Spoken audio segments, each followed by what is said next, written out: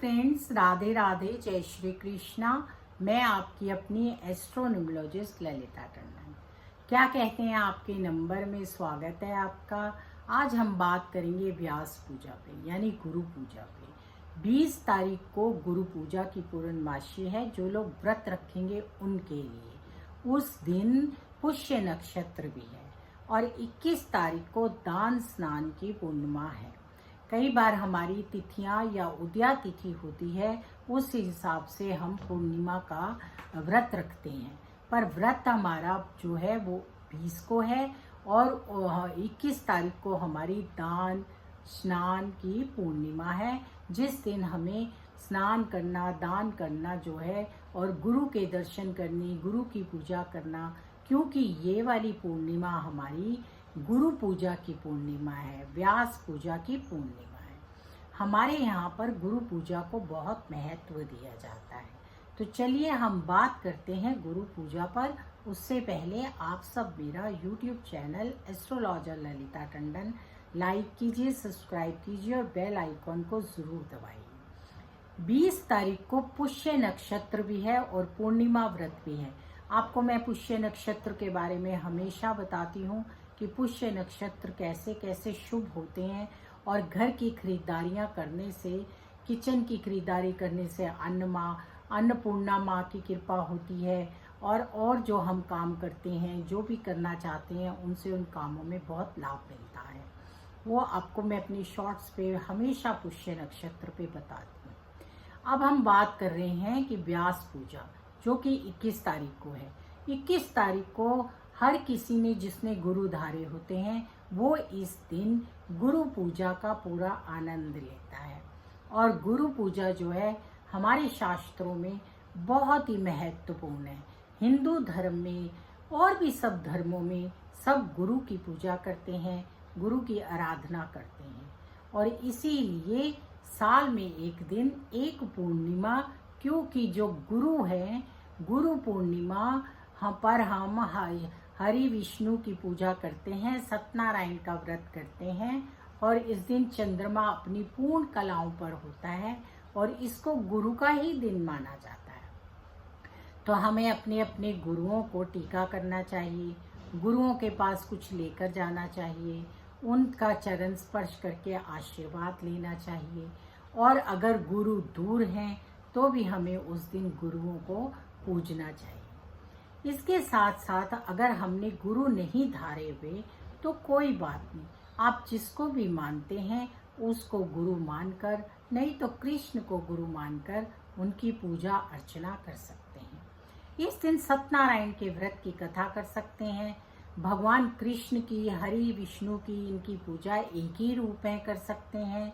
और उसके साथ साथ जब भी हमें गुरु जो होते हैं उनको बहुत आदर सम्मान देना चाहिए और किसी भी तरह का मन में ये विचार नहीं लाना चाहिए कि गुरु जो है उन्हें हम कैसे देखें, क्योंकि गुरु जो है उनके अंदर इतनी शक्ति होती है भगवान की कृपा से। अगर आपके जीवन में कोई सही और सच्चे गुरु हैं तो आपके जीवन की बिना जाने, बिना आपके बताए वो समस्याओं को जान लेते हैं और आपको निवारण भी बताते हैं।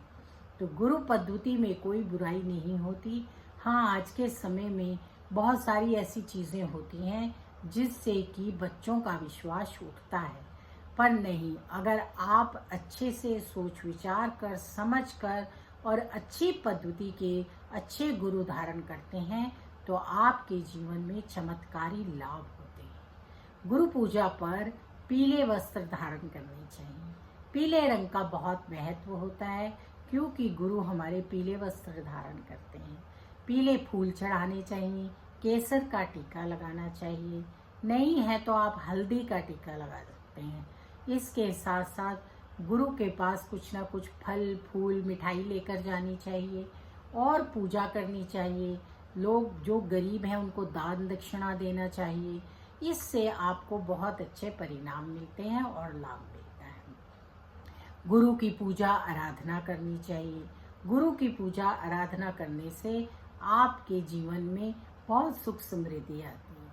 हमारे तो जो भगवान हैं उन्होंने जब भी मनुष्य जीवन लिया है तब गुरुओं की सेवा बहुत की है। जैसे कि भगवान कृष्ण के गुरु थे, जब वो गुरुकुल में पढ़ने गए संदीपानी आश्रम में, तो उन्होंने गुरु की हर इच्छा को पूरा किया। उसी तरह भगवान राम के गुरु थे गुरु वशिष्ठ जी, और कितने सारे ऐसे गुरुओं का था जिनका वो पूरा आदर सम्मान करते थे। ठीक है, कलयुग है, कलयुग में हर तरह की चीज़ें होती हैं, लेकिन फिर भी हमें अपनी गुरु पद्धति को नहीं छोड़ना चाहिए। और घर में भी गुरु हैं। अगर आपको लगता है कि आपने अभी गुरु नहीं धारे, तो अपने घर में अपनी माता, जो सबसे पहले प्रथम गुरु होती है, और बच्चे को माता से सब कुछ मिलता है, माँ को ही गुरु समझकर माँ ही की पूजा अर्चना कीजिए और माँ को ही कुछ भेंट कर दीजिए। ये सबसे उत्तम काम होता है। माता पिता भी गुरु का ही रूप होते हैं। उनकी सेवा अर्चना पूजा करना प्रथम कार्य होता है।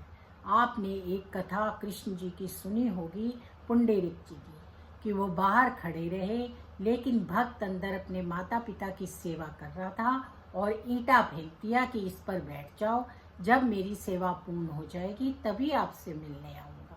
और भगवान प्रसन्न होकर इससे ही दर्शन देने आए थे। तो गुरु जो हैं हमारे घर में भी उपलब्ध होते हैं। हमारे मन में आस्था विश्वास होना चाहिए गुरु के प्रति, और इस गुरु पूजा का बहुत ही महत्व है।